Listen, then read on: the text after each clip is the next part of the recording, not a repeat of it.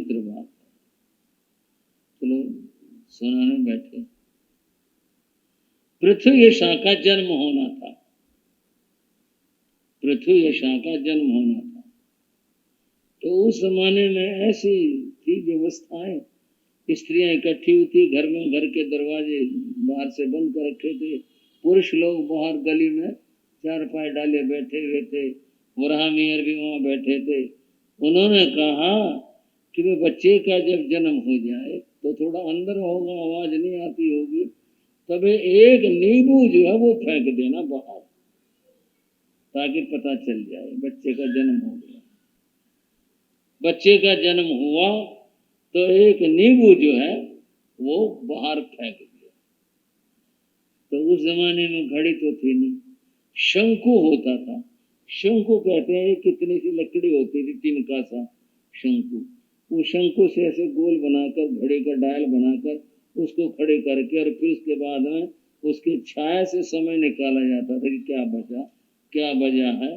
तो वो शंकु लगाया गया, समय निकाला गया, समय निकाल करके फिर लगन बनाया गया, लगन बनाने के बाद उसका फल देखा गया। फल देखा कि बालक है तो बड़ा यशस्वी और बहुत विद्वान भी होगा, लेकिन उसको पितृहंता योग है, पिता के घात करने वाला। ये बड़ा मुश्किल हो गया। और सारी बातें सही थी, लेकिन ये योग बड़ा विचित्र, पितृहंता योग है इसको, पिता के घात करने वाला। बड़ा मेहर तो उसी से उठ के चल दिया। बोले भाई ऐसा पाप होगा, अपनी जान की भी बात है, दूसरे बदनामी की भी बात है, और वो चल दिया, चला गया, कहीं चला गया। आगे जाकर के कहीं विद्वान तो था ही, राजा का आश्रय मिल गया, वहां जाकर के राज के कार्य करने लगा, घर बार की कुछ वो नहीं रखी। बंद हो, वो बालक बड़ा हुआ, उसको भी पढ़ाया गया, वो भी ज्योतिषी बना। ज्योतिषी बना तो उसने कहा मेरे पिता जो है मुझे छोड़ करके चले गए, ये पता था जीवित है, चले गए, वो घर आएंगे नहीं। क्यों नहीं आएंगे भाई, मेरी कुंडली में पितृहंता योग है, पिता की घात करने वाला।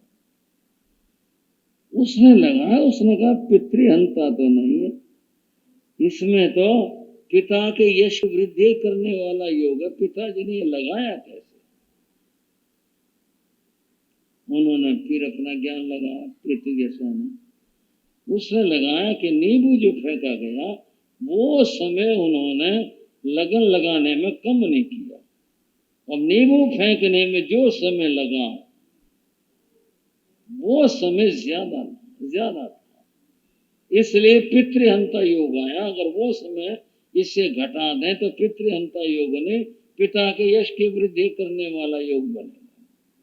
ये उन्होंने अपना ज्ञान लगाया। युवा हो गया था, एक दिन वो भी चला अपने ज्ञान को लेकर के, चलो, और वो वहीं पहुंच गया जहाँ राजा के, राजा का नाम वगैरह इतिहास में सब है, वहीं पहुंच गया। उस दिन राजसभा लगी थी, और राजसभा में एक बात पर विचार हो रहा था कि वर्षा नहीं हुई, वर्षा कब होगी, इस बात पर विचार हो रहा था।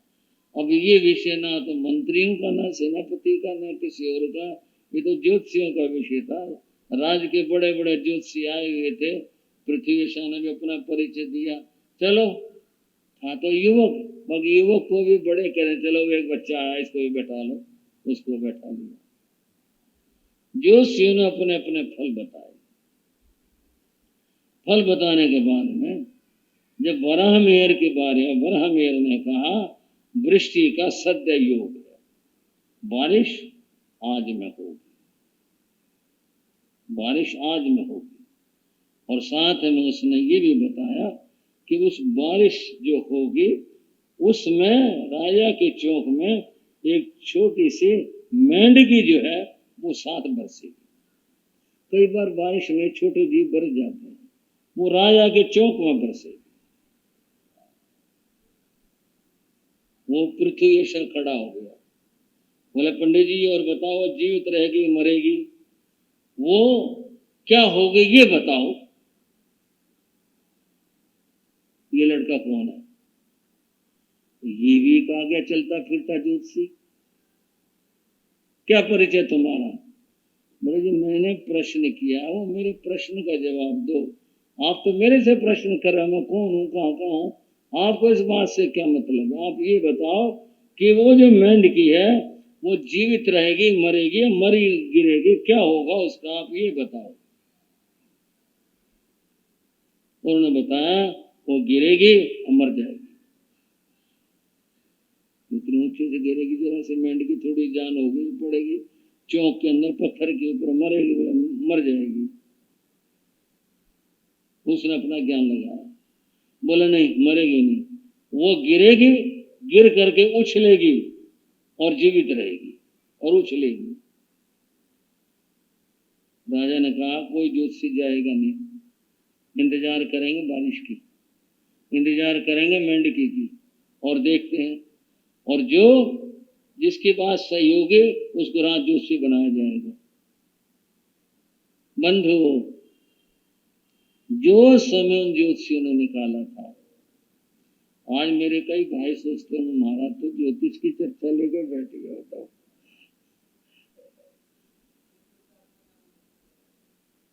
आज भी प्रधान जी पूरी निश्चित समय बादल आए, वर्षा हुई, सब देख रहे थे बरामदे से, देखे मेंढकी गिरी और सबने तालियां बजाई, मेंढकी गिरी, और गिरने के बाद जैसे मेंढक उछलता उछली और फिर आगे गई। अब तो राजा ने बुला लिया उसको, इधर आओ, तो पास आ गई, तुम्हारी बात सही रही, तुमने सारे ज्योतिषियों में सबसे ज्यादा जो है सटीक बात की, सबसे अधिक की, और वरामियर से कहा बात आपकी ठीक रही, लेकिन आपसे भी आगे इसकी बात ठीक रही, ये आपसे बड़ा ज्योतिषी है जिसने ये बात कही। भारी सम्मान है, इतने बड़े ज्योतिषी को ये सुनना हमको मिले, तेरे से भी ज्यादा इसकी बात सही रही, तो शर्मिंदा होकर उसने मुंह ढांक लिया, मेरी विद्या निष्फल हो गई। भरी सभा में, राजा की सभा में, और इतना शर्मिंदा होना पड़ा। जब वो अपना मुंह ढांप लिया, वो जो युवक था वो आया और उसने पांव पकड़ लिए, बोले पिताजी आपकी बात पूरी हो गई। पिताजी? तो तुम कौन हो भाई? बोले तुम नहीं, मैं तुम नहीं, मैं आपका बेटा हूं जिसके लिए वो नींबू फेंक करके आपने लगन लगाया था, और आप ये कह करके आए थे कि रे ये पितृहंता योग है, वो पितृहंता पूरा हो गया। भरी सभा में पिता की बेइज्जती हो गई, ये मृत्यु के समान है, पितृहंता योग पूरा हो गया। और मैंने कहा यश जिसका बेटा राज्यसभा को जीत ले उसके बाप से ज्यादा यशस्वी कौन होगा? तो आपके लिए मैं यशस्वी हूं, आपकी भी बात ठीक हुई, मेरी बात ठीक हुई। राजा ने कहा अभी क्या बात हुई, क्या मामला हुआ, कैसे हुआ? राजा को पूरी बात बताई गई। बरामेर ने गले लगा लिया बेटे को कि अभी इतना बड़ा विद्वान हो गया, ये इतनी बड़ी इसकी योग्यता हो गई, इतनी बड़ी बात हो गई। बंद हो, ऐसा घटा था। उस लड़के का नाम जन्म का क्या था, बाद में नाम रखा गया पृथ्वीयशा। पृथ्वीयशा कहते हैं तत्काल जिसका यश हो, ऐसा पृथ्वीयशा। पिता ने बहुत सारी किताब लिखी, पृथ्वीयशा ने एक किताब लिखी, और क्या किताब लिखी? षड्पंचाशिका, 56 श्लोक की किताब, केवल 56 श्लोक, और पृथ्वीयशा ने कोई किताब नहीं लिखी। और इस बात की गारंटी दी जिसको ये 56 श्लोक याद हो वो कहीं भी चला जाए पराजित नहीं होगा ज्योतिष में, इस बात की गारंटी दी। कोई भी प्रश्न हो 56 श्लोकों के अंदर उन सब का समाधान मिलेगा। पृथ्वीयशा की किताब आज भी पढ़ाई जाती है ज्योतिष की कक्षाओं में। जो MA करते हैं, ज्योतिष से जो पढ़ाई करते हैं, उनको आज भी पृथ्वीयशा की किताब पढ़ाई जाती है। षड्पंचाशिका बड़ी मान्य किताब है, और वराह मेहर की तो बहुत सारी किताबें हैं, वराह मेहर को तो पढ़ाई जाता है। बंधुओं, ये बात मैंने अतिरिक्त में सुना दी, वो वाली बात जो थी वस्त्रहरण की, ये उससे हट करके बात हुई। जो वराह मिहिर थे उनके बड़े भाई भद्रबाहु थे। ये द्वितीय भद्रबाहु की बात है। द्वितीय भद्रबाहु, गरीबी बहुत थी उस समय घर में, अपने गरीबी से तंग आकर घर से निकल पड़े और उन्हें एक जैनाचार्य का साथ मिला, उनको वैराग हो गया और फिर वो साधु बन गए। भद्रबाहु साधु बन गए, जैन साधु बन गए। दोनों भाई अब अलग अलग हो गए, वो साधु बन गए और ये फिर रहे। ये भी राजजोशी बने, वराह मिहिर। एक बार घटना घटी, अब लंबी बात नहीं। घटना क्या घटी?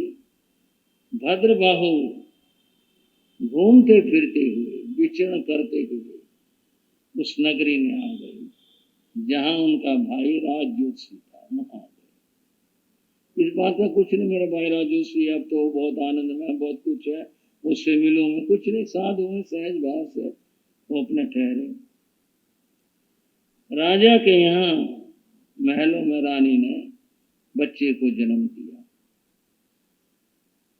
बच्चे को जन्म दिया तो सारे जोशी बधाई देने के लिए आए, सबने लगन बनाए, सबने जो है फिर अपने अपने फल सुनाए, दीर्घायु होगा, यशस्वी होगा, बलवान होगा, राज्य का विस्तार करेगा, आदि आदि बातें सबने अपने अपने सुनाई।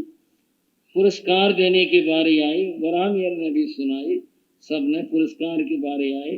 राजा ने सहज से पूछ लिया, हाँ भाई सारे जोशी आ गए, कोई बाकी तो नहीं रहा, किसी को इनाम देना हो, कोई बाकी रह गया, कोई बाकी तो नहीं रहा? हाँ, वो आ लिया, वो आ लिया, सब हाँ जी सब आ गए।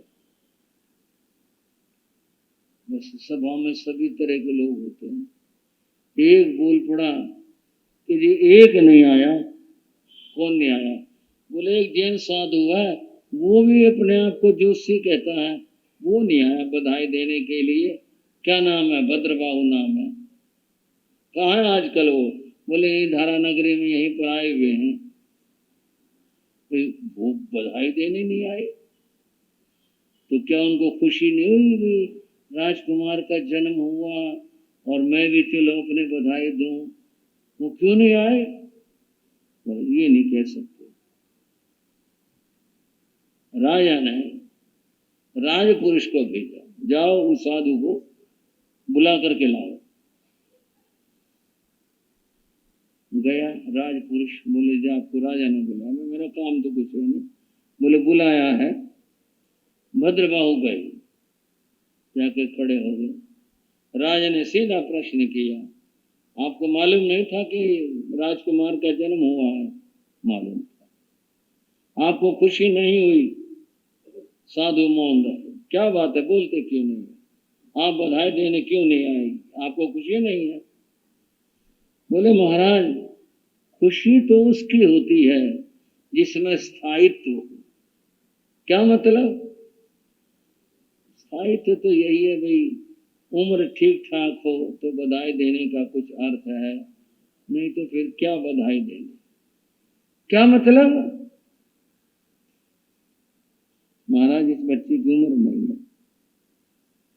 सारी सभा में सन्नाटा हो गया। सारे जोशी, किसी ने ये बात तो बताई नहीं, सबने बता महान होगा, यशस्वी होगा, ऐसा होगा। ये साधु ने क्या कहा? राजा भी चौंका। क्या मतलब तुम्हारा? ये बताओ इसकी उम्र कितनी है? बोले 7 दिन उम्र है।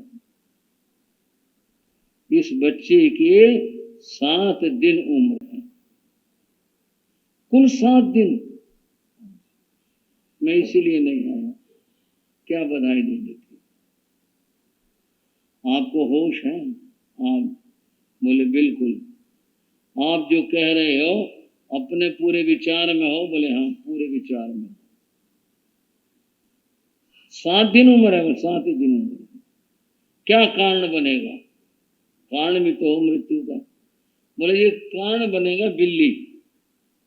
उसके द्वारा ये बच्चा मारा जाएगा। राजा ने आदेश दिया इसको सरकारी निगाह में रखा जाए, यानी नजरबंद, ये निकल ना जाए, इधर उधर देखेंगे। आदेश दिया कोई भी बिल्ली रहनी नहीं चाहिए नगर में, और महल के चारों ओर पुलिस का राज पुरुषों का घेरा बना दिया। राजमहल का कोना कोना छान लिया गया कि बिल्ली ना आए। राजकुमार ठीक, राजकुमार स्वस्थ। एक एक दिन करके बीता, 6 दिन बीत गए। 7वें दिन तो बहुत ज्यादा सख्त पहरा था, राजा खुद सावधान था। बंधुओं, 7वें दिन रात के समय भूचाल आया, जबरदस्त भूचाल आया। अब भूचाल को कौन रोके? महल हिल गया और महल के अंदर जो लकड़ी का काम था, कहीं पर तख्त के ऊपर, दरवाजे के ऊपर, वो लकड़ी वहां से टूटी, उछली और बच्चे की छाती पर जाके लगी और बच्चा मर गया। हाहाकार मचना ही। पर राजा ने कहा भाई देखो, भारी दुख है, पर ऐसा जोशी भी है जिसने कमाल कर दिया। बाकी सारे के सारे ये सब पैसा खाने वाले हैं, कुछ नहीं है जोशी। वो राजा दर्शन करने गया, कहा महाराज दुख में आया हूं, लेकिन आपको धन्यवाद देने आया हूं, आपकी विद्या को धन्यवाद देने आया हूं, आप इतने बड़े ज्ञानी हैं। सब बात सही हुई, पर एक बात सही नहीं हुई। आपने कहा बिल्ली, बिल्ली नहीं आ पाई कहीं। एक लकड़ी थी ऐसे, वो टूटी और उछली, वो बच्चे को लगी। इस बात का ख्याल नहीं था कि ये भी हो सकता है। बाकी आपकी बात पूरी होगी, ठीक है, क्या कहना।